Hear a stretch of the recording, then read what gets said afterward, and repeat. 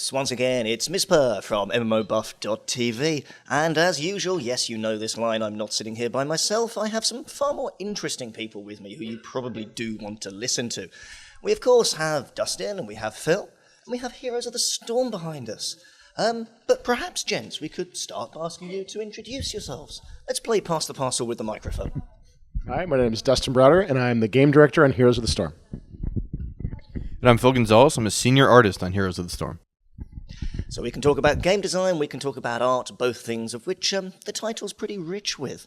Perhaps we can start with yourself, with a little bit of background as to what does your role entail? What do you actually do, and how do you go from ideas to a product? That's a lot of ground to cover. Well, I mean, what I do is I sort of try to watch over the whole game, but mostly on the game design. We've got, Samwise, our art director, who does all of our art, and I just sort of trust him completely to do that. He does amazing stuff. And just sort of ask the right questions of the team. Are we doing the right things? Are we considering the right priorities? Are we, we've had promises to ourselves and to our community. Are we doing enough with the battlegrounds? Are we doing enough to make our battlegrounds feel really unique and really sort of challenge the way you play the game? Are we doing enough with our heroes? We just did, like at BlizzCon, we did a hero, like Abathur, which is this hero where he doesn't even fight on the battle. He hides back in the base because he can't fight at all, but he infests enemy allied heroes on the map, and then he helps them out. He can shoot things from enemy heroes, and he can buff enemy heroes, and he sort of acts as sort of a commander type character, roaming over the battlefield, helping anybody wherever they need help. We did this, and then we finished BlizzCon. The question was, do we need more? And I'm thinking we do, right? And so my job is to go out there and say, guys, we need more. We need to do characters like, Murky the Murloc. And this is a character that is just awful. It can't fight effectively at all, but he never truly dies. He just keeps coming back for more. And sort of keep pushing the game in the directions that seem them. And then to take all the feedback from the community, from the team, from the Blizzard, sort of family at large. What do we need to do to this game to try to make it better? What kinds of things can we do to keep driving this game forward to make the best possible Blizzard product that we can possibly make? Obviously, an awful lot involved there, and you keep saying more. And one of the people more keeps being said to is probably your good self. Yeah. So around 2010, when we first decided to show off the mod capabilities of StarCraft 2, I came in and I did some hero models of Stitches, Sylvanas, the Blade Master. And from that point, every now and then I get pulled aside again and again to develop more heroes. And that process is a lot of fun. Usually with such a huge catalog of characters from our universes, we pretty much determine very quickly what we want, and then I'll collaborate with the designers and say, what's this guy going to do? What should I know? Should he be able to, does he have a sword? Does he have two swords? What kind of presence does he have? So we'll go through that iterative process, and I'll dig up as much research as I can so we can realize that character as faithfully as possible. So this interactive art, where it meets these design needs and these visual needs, it'll just hit the money. And, that means I have to reach out to teams like the Diablo team and say, hey, could I get the female barbarian because we want to put Sonya in? Or recently we reached out to the WoW team and said, can we get that new dwarf because Falstad's going to get updated and we want to look really nice and close to what you're doing. And I'll go through that process and set up these default looks for the heroes, which is my main job, and get them on all the marks and get them ready for skins, get them ready for the store and portrait views, and help coordinate a lot of guys to just create more and more content, as Dustin is saying, and just really push things forward. And we rinse and repeat, and we just keep picking them and keep going through that process and really nailing it. So, a question you may wish to split amongst you. You're using, obviously, the SC2 engine and the existing tech and the existing studio experiences. How does that sort of back catalogue of experience impact what you're trying to do, timelines, and how you work? It's very similar, and I think because we're using so many established things, it's a little easier because I know when Dustin and I worked on SC2, some of those things we're making up from scratch, and sometimes those roles and those unit compositions for multiplayer, they need to change because things have to work, and sometimes we're like, yeah, this unit's going to be campaign only because multiplayer doesn't need whatever this unit's going to do. And so this process, we're like, no, we know what we need. Sure. And we're going to springboard off that with a little bit more confidence. And that part's been definitely a welcome change from the challenge of StarCraft. I think that's really fun, too, especially watching you guys work, is when you get to do the skins, right? Yeah. And you get to have these amazing skins. So that you guys are doing these ridiculous stuff. Like you'll have like a Spectre Illidan, right? Like what if Illidan was a Spectre from the StarCraft universe? Or, Medic Uther. What if, Uther was a medic? And that's where I feel like you guys can really sort of stretch out. And then you've got the WoW wilder ones, like King Candy Muradin, Yeah. right? Which is just absolutely off the hook. Yeah, Exciting. So that's a place where the art guys can really just kind of go nuts, and where we're using this environment of the Nexus, which is this fictional setting that basically says we're going to do what we want to make something cool. It just really is just a marshal's badge for these guys to go crazy, do whatever you want to do to make it cool, right? And so, I think creative freedom is a big thing we stand on top of on this game. The designers have a tremendous amount of freedom to make the talents and stuff really make those heroes unique. And on the art side, it's like you get that hero nailed, and then the skins are gravy. It's like just keep going crazy, keep making more ideas come to life. Then we get to the battlegrounds too. That's a space where now we're going to places you haven't seen before. We're going to the different worlds of the Nexus, and we can kind of create some stuff. If you're talking about Blackheart, right, the undead pirate lord of Blackheart's Bay, this is a character that these guys have created for us that we've sort of married some mechanics to. I think that actually came out of that pirate ship that you guys built. These guys built a pirate ship for this environment because they thought, well, it's the docks. It should have a pirate ship. Right? Like, that sounds great. And then at one point, we wanted the pirate ship to be central to the docks. So they put the pirate ship in the middle of the map. And then there was no way for the pirate ship to leave because it was surrounded by these docks. So we're like, what is this pirate ship doing in the middle of these docks? This makes no sense. And somebody says, what if it was a ghost pirate ship? Then it could go wherever it wanted, couldn't it? And then we're like, ghost pirate ship? What if the ghost pirate ship would start shooting at the enemy? Well, how would it shoot at the enemy? Well, the captain's on the, and it just keeps going, right? And so that's where we get, I think, a lot of the fun of the game is we can really create some really interesting stuff through these battlegrounds where we got these characters that are really not sort of part of our lore, and they're sort of these crazy new spaces we go to that really inspire us to new art, new gameplay, to create a lot of new experiences for the players. If perhaps I can jump in with a little bit of a mechanics question. Obviously, there's a lot of other MOBAs out there. There's a lot of different styles of gameplay with these games, ranging difficulty to attitude and community and lots of other things that come into play. There's a Blizzard mantra of accessibility, it would seem. How is that going to work with accessibility and community and getting it right with this game? So there's a bunch of stuff we're doing on the accessibility. We have new user testing that we do a couple times a month, sometimes even once a week. We bring in people who've never played our game before and never played a game in the genre before, and we sit them down and we watch them play. And we don't tell them anything. We just say, go. And then we pray that it works. And early on, it often does not work, right? Early on, it's often a disaster. But after multiple weeks of this, we can start to polish and tune. So we've got a whole, couple of sort of missions you play at the beginning of the game that serve as getting you into the basics, getting you the basic experience. We do everything we can to make those as entertaining as possible so you don't feel like, oh, I got to go through this tutorial to figure this game out. We try to make them fun for players. And then we keep layering on more and more depth as we go. One of the things we're able to do is we've got a leveling system per player in the game, so an account leveling system. So we can slowly unlock more and more things as we go. You get access to more and more modes, access to more and more complexity. We've got a fairly complex talent system that you actually use on the battlefield. You don't get to go back to base and then study it. You got to do it live as it's happening. So that's pretty challenging for players to do. So we limit those choices early on intentionally, right? So that you get a chance to sort of get used to it. They only give you like a couple of choices, and they're the easiest choices. You even can't get it wrong. Just hit one of the buttons and you'll be fine. And then, when you get to, I think it's level 8, I think in the alpha right now, which is, I want to say it's 9 or 10 hours into the experience. Then we say, hey, you know what? We think you're ready for more. Here's all the talents for your heroes. You should be okay right now. And so we have that capability to layer the complexity, but we also have an extensive system of sort of tutorials, teaching tools, everything we can think of. And it's ongoing, right? You'll see some of this, in our tech alpha now, but we'll keep adding to the system until we get to that level of accessibility that we're comfortable with. We're also doing a lot of things to the core game rules to just make it more accessible forever, right? Not just in the first 5 minutes, but down the road. We're trying to make sure that if there's something that's obvious that you should do, you can do it. Just go ahead. It's all good. There should never be a moment where you think to yourself, well, whatever you do, don't kill that enemy hero.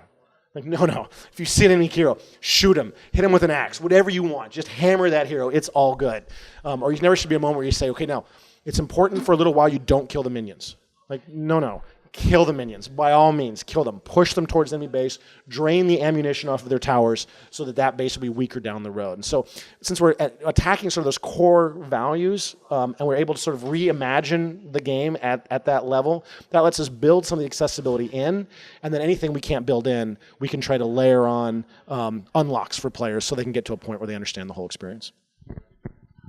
So if we can build on that just a little, you've got an accessible game, but community and, let's say, toxicity is a common issue in MOBAs.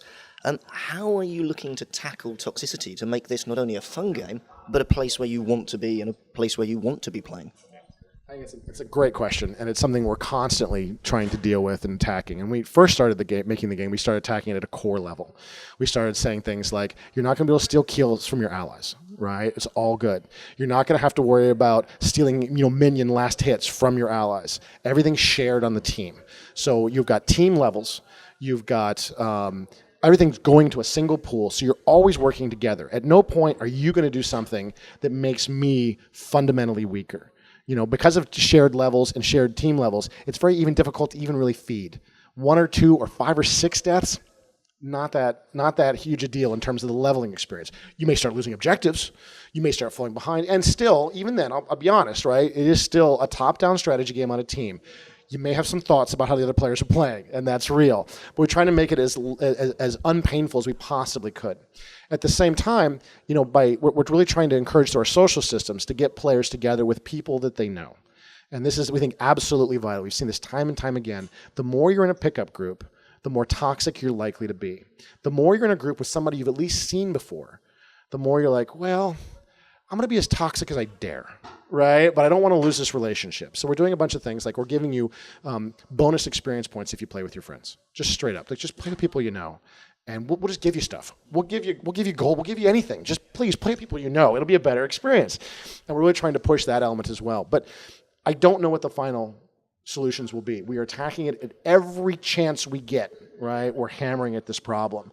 But it is still a top-down game, right? So it's going to be an ongoing battle for us. I don't think we're done with it yet. We're in the tech alpha now. I've had people rage. I've seen them rage, right? I've seen people quit out of games, right, that I knew we could have won, that we did go on to win sometimes. I've had a couple of those where that guy left and we still won, right? I know we were 3 levels down, right? But we still came back and did it. So it's going to be a continuing, ongoing goal for us. We've done everything we could at the core base level of the game to make sure that it is very difficult for you to harm your allies. But we think there's more that we can still do down the road, and we think attacking the social systems is going to be the primary way at this point going forward. Then let's touch on something else. You've mentioned Tech Alpha, and of course some people are lucky enough to be in it, but there's of course many, many people knocking on the door saying, let me in. Mm-hmm. If I understand things correctly, at the moment this is rolling out within the US, and the odd invite here and there. Are there plans on the roadmap to extend this into Europe? Yeah, no, we'll absolutely get this out to as many people all over the world as soon as we absolutely can. We're in a position right now where we're just trying to make sure our servers don't explode. We're doing a bunch of things we've never done inside this code before with our shop, with our progression systems. We've got a 5v5 game instead of, StarCraft, which is generally 1v1, sometimes 4v4, but generally a 1v1 experience. So we're doing a bunch of stuff we've never done before. And so we want to really just be very cautious and build up our player base and keep testing the servers. And we've seen so many times in our games all across the board that scale is real. The more people you add, you can suddenly discover something that you didn't know was there before. You could suddenly find out that, oh my goodness, the servers crash when you get to, suddenly when you have 1,000 games running instead of 990. We hit this weird point in the code and boom, everything stops.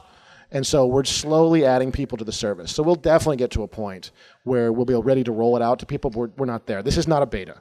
This is not for fun. I know people are saying they're having fun, but that's not what this is for. This is our tech alpha. We had to roll this out. We knew people would be annoyed with us that we put it beyond the walls, but then they didn't get in. But we had to test, and we've got to keep testing. And at some point, when we're ready to go wide with a closed beta or with an open beta, we'll be in a position where we may be hooking up to the service of Blizzard at large, maybe to the core BattleNet. Now we're in sort of a private environment. You notice right now your friends list inside the Tech Alpha does not hook up to your friends list inside World of Warcraft or to StarCraft 2.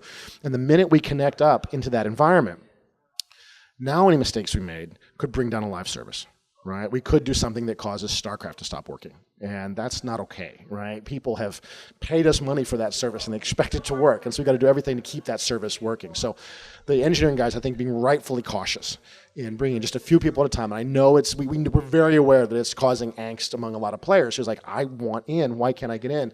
We got to go slow. But we'll get there. We'll absolutely get there, but we're going wider with it. We'll be opening it up to everybody in the world to play it at some point. We just don't know when that'll be at this time.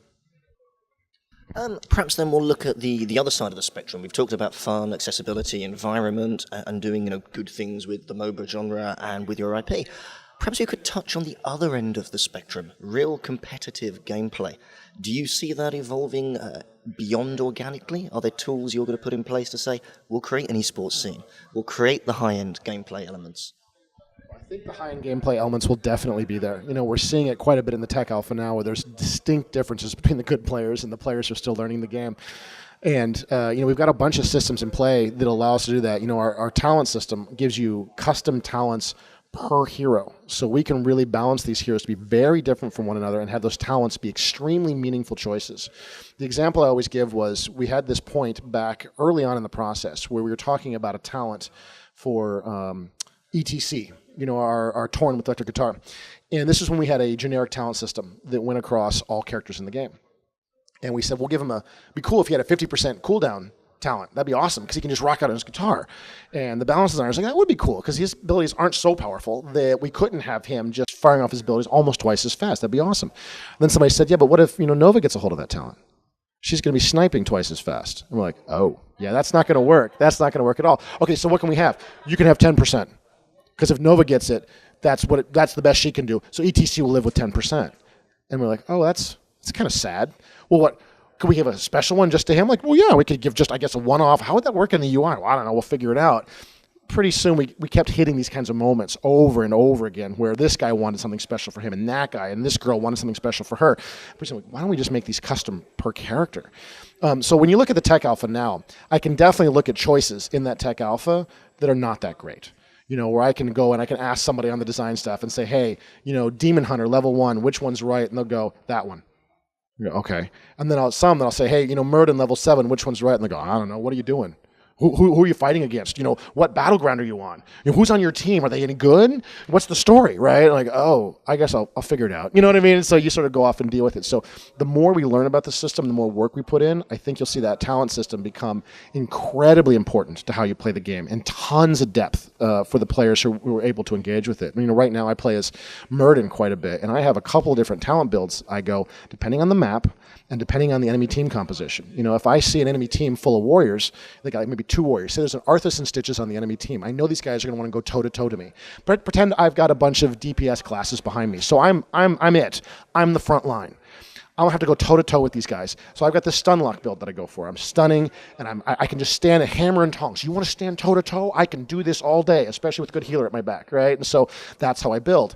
If I'm suddenly looking at an enemy team with a lot of range damage. Like say I see Nova, I see Demon Hunter, maybe there's a Malfurion over there, and he can sometimes go a little, or maybe there's a Tassadar, I don't know which way he's going to go. He could be support, he could be an assassin, I don't know. At that point, I'm going more for a Dwarf Toss build, where I'm jumping into battle. I've increased the radius of Dwarf Toss. I've increased the range of it. I get a speed boost after I do the jump, because I need to close. I need to catch these guys before they get away, because they're going to be hitting me and dancing away, and hitting me and dancing away. I don't have to stand toe-to-toe nearly as much. You can then layer that in with things like the map mechanics. There's an early option for Murden where you throw your hammer, and if you hit somebody, a hero with it, you get more damage with it for the rest of the game. It's like a little quest. How many heroes can you hit with the hammer? So I'll throw the hammer, and that's cool. Later on, there's a talent that I can hit 2 people with 1 throw. Well, I'll do that on a map like Cursed Hollow, which has got tributes spawning on it, and teams cluster around tributes, and they kind of get cozy around those tributes. And like, ooh, I'm going to have a lot of double targets. I'm not necessarily very good with this ability, but I have an opportunity sometimes to hit 2. If I'm on a map like Dragonshire, where there's a obelisk at the top of the map, an obelisk at the bottom of the map, there's a dragon knight in the middle of the map is designed to keep us split. On that map, we tend to split up, and then we sometimes come together for the dragon knight if we get him, right? But we tend to be split up a lot. On that map, I'm not as excited about hitting 2 heroes. It can totally still happen. And if I felt very confident in my hammer throwing abilities, I might go for it. But generally speaking, it's not as rich an environment. So I tend to not take that talent on that map nearly as much. And once you learn these intricacies, and once we get better at designing the talents, you'll see this across the board for a lot of our heroes. And I think that'll add a lot of the depth, that you're sort of talking about. And I think it's in the game, and I think we can get it there. Oh, and you asked about esport too. For us, for esport for this game is going to function much as it's done for Hearthstone, much as it's done for StarCraft 2. We're going to put in all the tools to make it possible. We'll have replay systems. We'll have observer modes. We'll have rejoin from replay in case anything bad happens to your game. So we'll have the tools there. But it's entirely up to the community if they want to take it, how they want to take it, what format they think it should be run in. We've got an esports team that's ready and capable, should something happen, but it's really in the hands of the community. And we're not going to make any decisions about the game that would preclude it, but we're also going to make decisions about the game that, we wouldn't do that because esports would hate it.